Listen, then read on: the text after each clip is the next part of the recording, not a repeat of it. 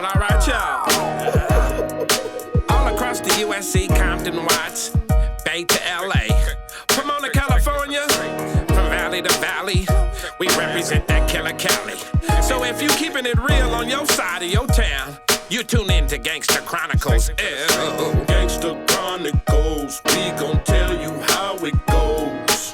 If I lie, my nose will grow like Pinocchio. We gon' tell you the truth and nothing but the truth. Gangsta Chronicles, this is not your average show. You're now tuned into the real MC8, Big James, and Big Steel. This is strictly from the streets. Hello. We represent the J's. What do you see? What's your concept of being a gangster? Coming from Oakland and not being on the blood and crip tip. What's your gangster? Well, I wouldn't call it be a gangster. To be a gangster, you gotta be a part of a gang. So we never was part of a gang. We was hustlers, you know what I mean? So I call it being a hustler.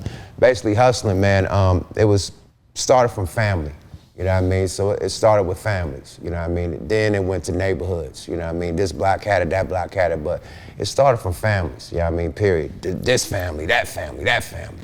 If you didn't know that family, you didn't have a plug, you know what I mean? So was you out there like everybody had they gang wars, they turfs, right. that I gotta protect. Right. Was Yuck in that? Like nigga, I gotta get on the grind too. Yeah, I'm definitely. from the shore, so nigga, I'm rocking with my boys. Definitely. And the odd thing was that it was with my cousin's turf.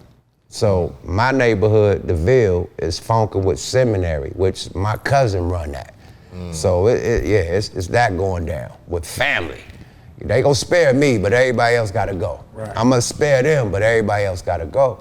So yeah, it gets So that like was y'all that. turf wars. No, we was right down the street, like 5 blocks from each other. A lot of our neighborhoods was like that. A lot of them are close. Yeah. Yes, indeed. You had to Walk go across against the your street. family though. It's You had to go against your family and give your family a pass. I see you, nigga. I ain't gonna get you. Let you run away, and you had to go like that. Right. Yeah. So certain neighborhoods in Compton, shit. Oh, they gonna it shoot be their sets family on up the too. Same street at the end of the street. Across the street, Yeah, you got even another gang. That's us. Yeah. Right across the street. Right. So right now, my own neighborhood is 2 neighborhoods, 69th, 65th. It's called the Ville. These 2 neighborhoods, which is 2 projects, right in the same shit, right across the street from each other, knocking shit down right now. And we the same hood.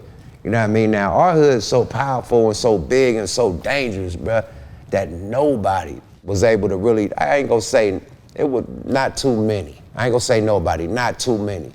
The people who knocked us down, my neighborhood, most of the niggas that got killed in my neighborhood was from our neighborhood, my nigga. So nobody could fuck with us like that. We was too powerful. Right. Yeah, it didn't. So like you said earlier, that you had cats was telling certain cats, no, nigga, take your ass back to school. Or no, you can't be out here. Right. Did you have somebody in the hood that say, yuck, no, this ain't you, you gonna be somebody. Get the fuck away from here. How you get out? Me, basically, I had dudes in my neighborhood. It wasn't actually the OGs because they was looking out for the athletes. I was a drawer. I was, you know what I mean? I like comic books and shit, flipping on dirty mattresses and shit, front flip, back flip, and we doing shit like that, kid shit. You know what I mean? So I was a dude that didn't have the athletic talent. Right. Doing karate and shit. Nobody put no money behind niggas doing karate. That was when karate was popping, everybody. But I learned how to draw on the projects because we was collecting comic books. So that gave me a skill to where I started going to art school and started doing, shit like that. You know what I mean? So I learned how to draw. So nobody wasn't putting no money into that. Now also from my father, he started putting instruments in my hand because my father was part of a band. So the first instrument in the 8th grade, he gave me a trumpet. You know what I mean? So I learned how to play the trumpet in the 8th grade. That was my introduction to making music.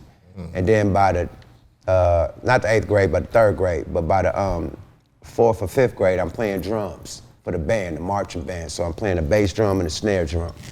This before rapping. Now I'm breakdancing. Breakdancer come in, I'm breakdancing all the shit. Rapping come in. I start rapping. So I did all the fucking elements, but it came from the fucking neighborhood. It came from, you know what I mean? I learned how to break dance from the Mexicans in my neighborhood. Right across the street, they taught me how to break dance. You know what I mean? Nigga in the hood taught me how to draw. You know what I mean? My dad taught me with this music shit, you know what I mean? So it all came from, you know, my surroundings in the neighborhood. That's how I got out. And I'm gonna tell you the real shit that got me out. Jail. Going back and forth to fucking jail, that changed my life. Right. You wouldn't have Yuck Mouth right now if I didn't go do that year in Los Arrows Ranch, juvenile ranch, and my 17th year. Yeah. So you straight, when you first got into the game, you was one of them cats who still was, I'm going back to the neighborhood still. I'm still in the neighborhood. Right. But I played with the rap. That's how I met Numb. I met Numb in the 8th grade at 14. So he was the rapper of the high school. You know what I mean? I'm the trapper, I'm the hustler.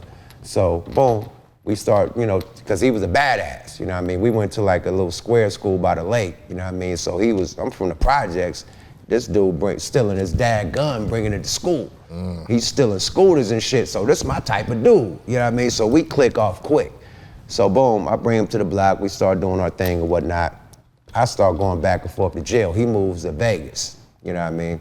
So I'm going back and forth to jail, and I do a year in jail. My grandma told him to keep me. Now, my grandma got the Holy Ghost. She very, you know, I was raised in church, bro. So we used to go to church every day of the week but Saturday. And I'm living with my grandma, and I'm trapping, literally, but I'm still going to church.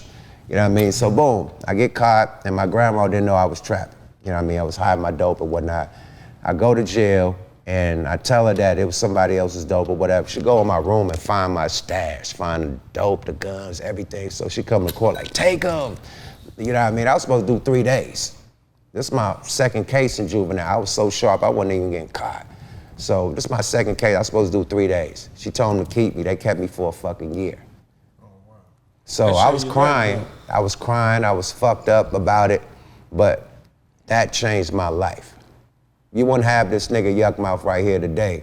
You know what I mean? The Luniz, none of that shit. I got 5 on it, none of that shit if I wouldn't have went to jail. So I go to jail, right? And jail was like a motherfucking hip hop boot camp, literally. Like niggas had songs and they was going on tour in jail with the songs. Imagine a motherfucker going from, remember how the preacher used to go from pod to pod, unit to unit, they do their shit on Sunday? Imagine a rapper, and they take him out his bed and take him from pod to pod, from Los Arrows to Rites of Passage to Juvenile, the 4th and Broadway, 150, every fucking juvenile facility. They took this nigga on the tour. He had a song called Cancer Stick about motherfuckers smoking cigarettes and get cancer.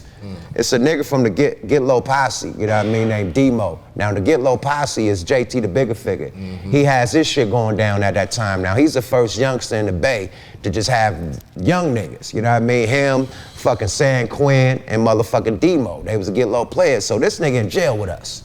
You know what I mean? So he has that song, he's doing a fucking tour with this song in jail. Wow. It made me say, go back to when I met Numb, we know how to rap, but I hustle. But I'm like, niggas is rapping very simple. When we came in the game, it was the New York. Like we knew you niggas was rapping complex, so that's how I learned how to rap, complex. I didn't know how to rap simple. So when he was doing the simple rap and they going crazy, I said, let me try something. And that's when I came with the whole thing. I didn't even pray for it though. I prayed, I ain't gonna, let me put the prayer in there. I asked God, I'm like, I'm tired of going to jail, you know, give me a way out. And I swear to God, I just start getting blessed with the gift. Now, you know, music is a gift. It hits you, it's a spiritual thing. I didn't have that gift, it wasn't hitting me like that. But when I prayed, it hit me. And the first song I wrote is a song that got me our deal, which is called Ice Cream Man. Now I wrote the Ice Cream Man in juvenile, and I made the Luniz, the name, Looney Tunes, I drew the Condom Man, this nigga, all the shit in jail. Well, I had that whole year.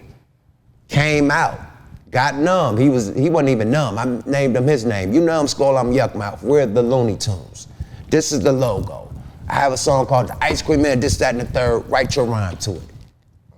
That's how I came out. And we went back to the streets, and we back in the streets, and we doing a drug deal, you know what I mean? And I turned the drug deal into a record deal. That's how we got signed. So that same song, Ice Cream Man, I wrote in juvenile. Remember, I say the song at the table. We got the triple beam, we got the ounce on the table, pure coke, it's a drought, nobody could get work. I got the work from the nigga, but a nigga that fuck with Too Short is there. With the nigga that's selling the work, he just in the kitchen chilling. It's Baby Jesus, CNH. I'm like, oh shit, Baby Jesus. We know him from the Too Short. I'm like, nigga, Baby Jesus. I'm like, yo, bro, it's a good price, you're on the work, whatever, but we rap. Like, for real? I said, Baby Jesus, man, hook us up with Too Short, we rap. Numb ain't wrote his rap shit. You know what I mean? It's like 3 months out of jail. He ain't wrote his rap shit. So he like, bust one. I bust the ice cream, man. That man said, man, you know what? Too Short my homie, but I got my own record label. You know, and my first artist called Drew Down. We in the studio tomorrow. Come down, man, I'm fucking with y'all. Numb didn't even have to rap. I got us our deal off the shit I did in jail. So that jail really made the Luniz. That shit wouldn't even been thought of if I was in the streets, because I done had no time to think. It sat me down and gave me so much time to think and plan shit out, you know what I mean, and really come up with a plan and not do the same shit that I was doing repeatedly to be in the same situation. So it gave me time to think, plan, plot, strategize, pray, you know what I mean, and, you know what I mean, set goals and accomplish this shit. So jail was a undercover blessing. Like, I cried, I was mad as shit at my grandma. Like, man, fuck her, man, woo, woo, woo, woo. But she knew what she was doing. Yeah. You know what I mean? She knew what she was doing. She knew the insight. She knew that was probably the only way to keep you out of the shit because of the path you was probably headed down. Right. You know, a lot of us went down that path, going in and out of jail and shit as youngsters and shit. And it gotta be something that changes to make you wanna wake up and go, I gotta do something fucking different. Because of shit. I was the same way, man. In and out of jail, motherfucking Compton substation every other night, just bullshit. You know what I'm saying? Right. Getting let out at 3, 4 in the morning and shit to what? Do the same shit 4, 5 days later. You get me? Right. It was like this. It was like, I was raised in a crack house, bro. Like, literally. Like, when my dad went to jail and my mom was an alcoholic and she was in a treatment center and all that, I had to move with my sister and my uncle. Now, this is when the game get deep. Now, you go from in the projects, like you see all the shit in the projects and shit, everybody out hustling, but you don't see the inner works of this shit. You don't see niggas rocking up, cooking up, chopping up, dope fiend smoke. You just see you see dope fiend screens and shit, pipes on the ground, but you don't actually see it as a kid. So this is the first time me seeing this shit face on. So we live in a fucking crack apartment. My uncle got this shit running like the Carter. Downtown fucking Oakland. The first nigga that made the turf downtown Oakland. Now he got the whole apartment going. The manager of the fucking apartment buying crack. He done took over the whole basement. Nigga got it going, period. So I'm seeing this shit go down. So this is me getting introduced into the game as a young nigga. So he ended up, like he was just, you know, they gonna make sure you got everything. So my uncle spoiling us. I got all the fly shit. The hard puts, Adidas sweatsuits, Lotto, all the fly shit, the fucking triple goose, double goose, EKs, all the glasses. This young nigga, I'm 12 years old with all the D-boy fly shit going to school. You know what I mean? Then he goes to jail. So my sister take over the operation, you know? And when my sister take over the operation, my cousin, he taking over the operation in the streets. So my cousin get at me. And he put me into the hustle shit. So I got introduced in the game by my family, not my neighborhood. My family put me on.